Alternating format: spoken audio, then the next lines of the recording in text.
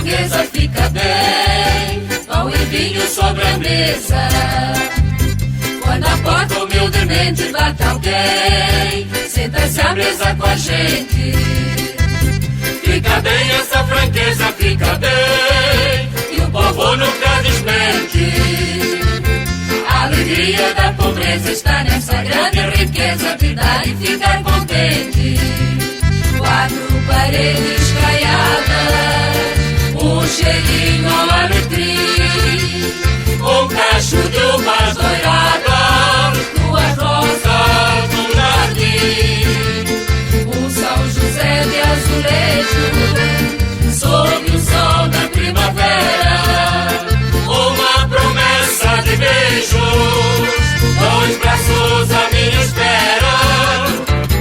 É uma casa portuguesa, com certeza, é com certeza uma casa portuguesa.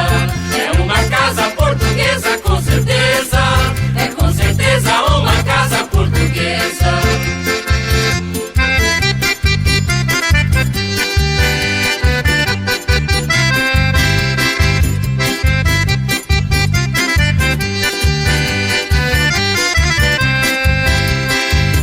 No conforto pobrezinho do meu lar, a fartura de carinho, a cortina da janela e o luar, mas o sol que gosta dela.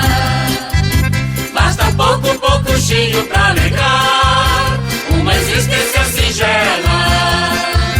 É só amor, pão e vinho e um caldo verde verdinho a fumegar na tigela.